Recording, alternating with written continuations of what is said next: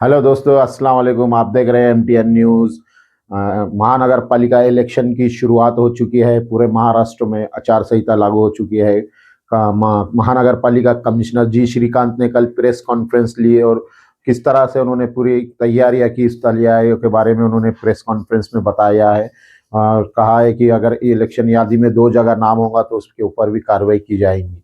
आइए क्या कहा कमिश्नर जी श्रीकांत ने इलेक्शन को लेकर, महानगर पालिका इलेक्शन को लेकर वो प्रेस कॉन्फ्रेंस में आपको बताते हैं। टेस्टिंग साधारण किती दिवसाचं असेल? साधारणतः 20-25 दिवस संतुलन लागू शकतो. कुठे काय थोडेफार लिकेजेस आहे, काय प्रेशर आहे. दोनशे कामाची आहे.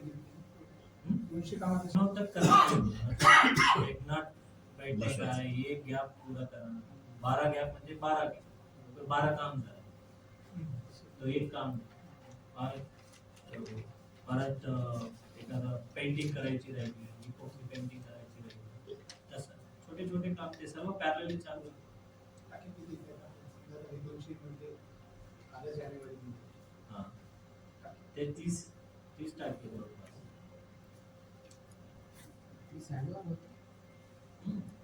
शक्यता ऑलमोस्ट 20-22 तो हो गए. आउटलेट हो गया तो उस एरिया का जो है पानी मांगे नो नेटवर्क एरिया. मेरे पास पानी तो बड़ा नहीं. इम्पॉर्टंट कामं होती आपल्याला. प्रत्येक वेळेला खालचं काम व्हायचं, वरचं काम व्हायचं. आता आम्ही यावेळेला वरचं कामवरच जास्त भर. लोकांना वाटतं आमच्या घरासमोर पाईपलाईन आलं तर पाणी येईल. यापूर्वी पण पाईपलाईन आला परंतु पाणी आलं नाही. एक्झिस्टिंग जे काही पाणी होतं ते वाढून घेऊन त्यामुळे जे पूर्ण सिस्टम कोलमडली.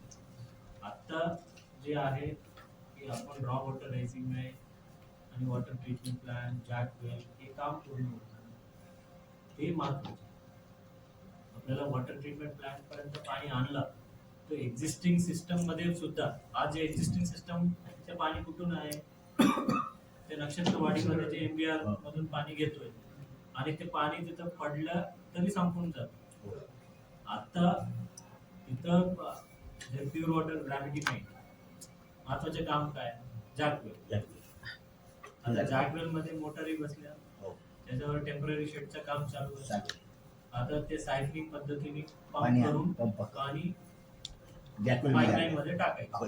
आता ते पाईपलाईनची काम 99.3% पूर्ण झालं. 99.5%. आम्ही ओनली हार्डली जिल्हा परिषदच्या यादीमध्ये पण आहे, आपले यादीमध्ये पण आले का, दुबार आले का. एककडे असतो दुबार मतदार म्हणजे त्याचं नावाचे जे आहे 2 एपिक कार्ड. म्हणजे आज मी जलश्री मध्ये राहतो, यापूर्वी मी गारगेड्यामध्ये राहायचं, तिकडे मतदार यादीमध्ये नाव आहे आणि इथंही एक 2 वेगळीचा कार्यवाही ही पण आपल्या चालू आहे. त्याला पडताळणी चालू आहे. आणि दुसरं आहे की एक मतदार ग्रामीण मध्ये पण आहे आणि शहरी मध्ये पण. म्हणजे मतदान कार्ड त्याच्याकडे एकच, नाव पण एकच, परंतु त्याला तिथंही समाविष्ट केलं, इथंही समाविष्ट केलं. त्याचा पडताळणी त्यांना मतदारांना विचारणार. ज्या ठिकाणी तो राहतो ते त्या ठिकाणची त्या एरियाची मतदार म्हणून आपण गृहीत धरलं जाणार. रावरसपुराची तसे आहे. सातारा देवळाची काही बातमी केली होती. काही कॅन्डिडेट सांगतात जे आम्ही ऍक्शन घेतो, तुम्ही समोर माणसाला नोटीस देऊ नका, असे होत नाही.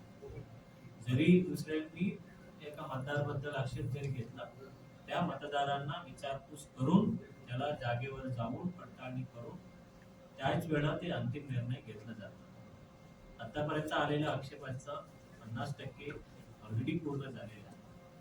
आता उरलेले जे 50% आहेत, आज उद्या आणि उद्यापर्यंत जे काही येणारे आहेत, बरेच ठिकाणी मोगम स्वरूपाच्या आलेल्या आक्षेपाचा पडताळणी करणे शक्य नाही. ज्या ठिकाणी आलेला प्रत्येक आक्षेपाचा वैयक्तिक पडताळणी त्या प्रभागची इंचार्ज जे आहे, डीएमसी, डेप्टी इंजिनियर, या स्तरावरची वरिष्ठ अधिकारी त्या ठिकाणी स्वतःहून, तुम्हाला पण ते अवगत आहे, दररोज तुम्ही कव्हर करताय, आणि जोपर्यंत प्रत्येक आक्षेपाचा म्हणजे आपण वैयक्तिक पद्धतीनेच पडताळणी करण्याच्या सूचना हे दिलं होतं. ज्याप्रमाणे सांगितलं होतं खूप मोठ्या प्रमाणावर आहे. हा, काही हेडिंग मध्ये चुकलं असेल, हेडिंग मध्ये चुकल्यामुळे तो यादीत संजय नगर पूर्ण तिकडे गेलं का अशी त्यांना वाटायची.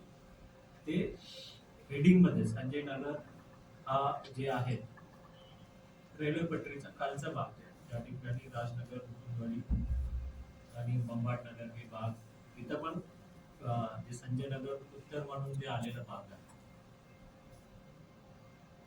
त्या ठिकाणची जागेवर पडताळणी केलं तर जे केलेलं आहे ते योग्य. ज्यावेळेला 11,11,118 एवढी मतदार असलेलं त्या छत्रपती संभाजीनगर महानगरपालिकेचं एरियामध्ये पहिल्या काही लोकांनी पूर्ण अभ्यास न करता त्यावेळेला त्यांना प्राणफेशियली असे वाटलं, परंतु ज्यावेळेला आलेल्या आक्षेपाचं जागेवर पडताळणी केली, जसं स्वतःहून मी काही भागामध्ये मी स्वतः पडताळणी केलेलं आहे. त्या ठिकाणी एक अख्खा यादी आलमगीर कॉलनीचं जे 6 मध्ये गेले होते ते 3 मध्ये राहायला पाहिजे, ते 3 मध्ये समाविष्ट केले, आणि काही संजय नगर पूर्ण सातारा देवलाई मध्ये टाकलं. ते संजय नगरचे 2 भाग आहेत, ते उत्तर आणि ते दक्षिण, आणि त्या ठिकाणी राजनगर, बोंबाट नगर असे एरियाज आहेत. ते सातारा देवळाईचा मतदारसंघ तेवढा मोठा आहे.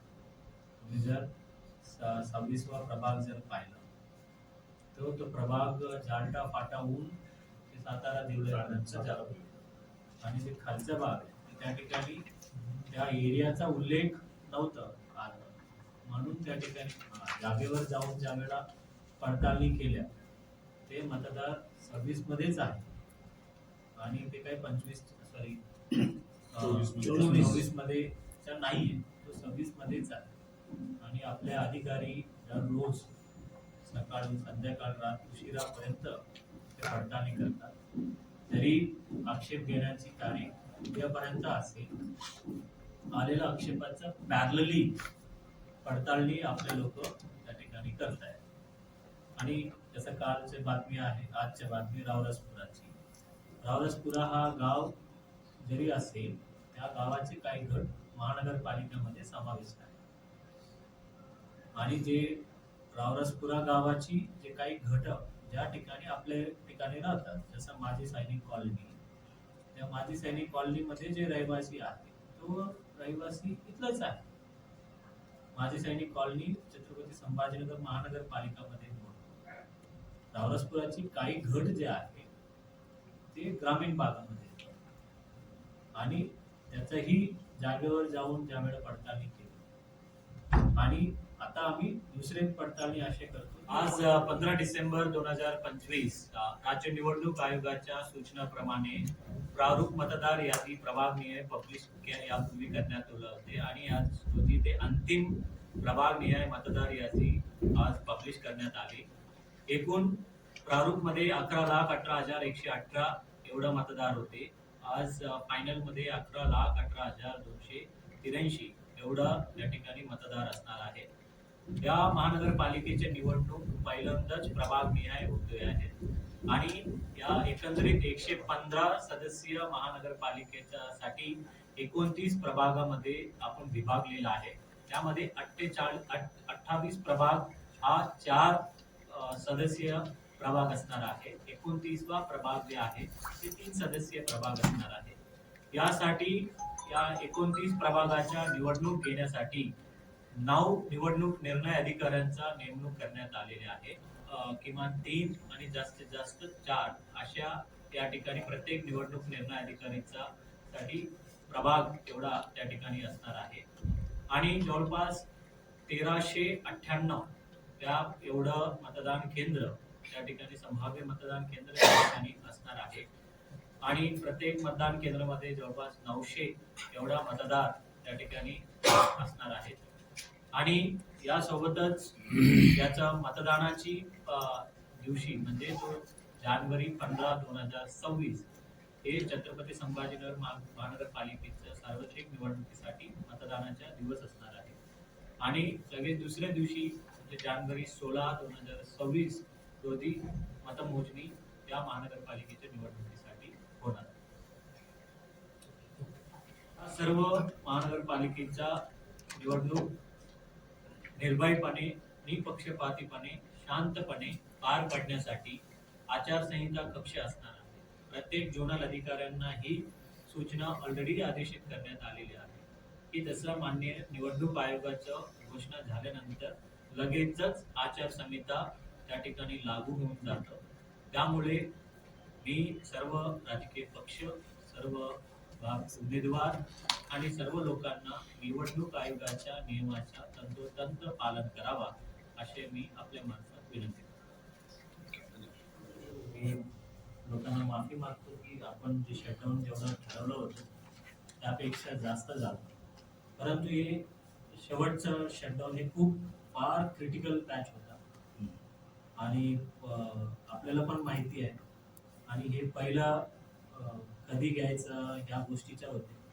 ऐन पावसाळ्यामध्ये घ्यायचा विचार होता, परंतु त्या ठिकाणी खूप खाली माती आहे आणि किती काढलं तरी पूर्ण काळी माती सरकत होती आणि पाऊस काय थांबेना.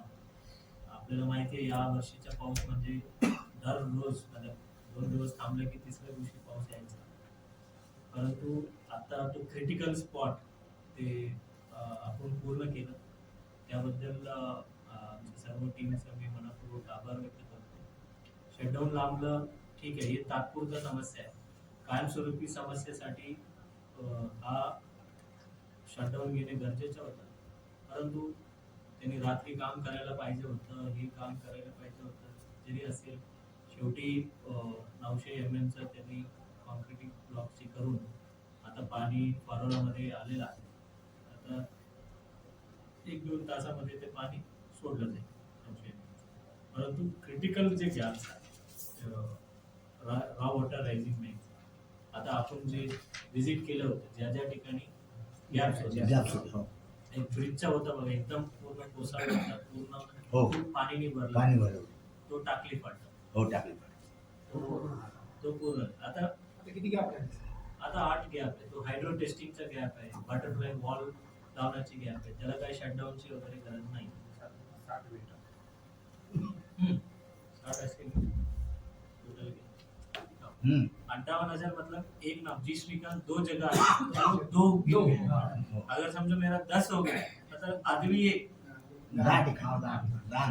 आणि जी श्रीकांत असू शकतो ना बरोबर.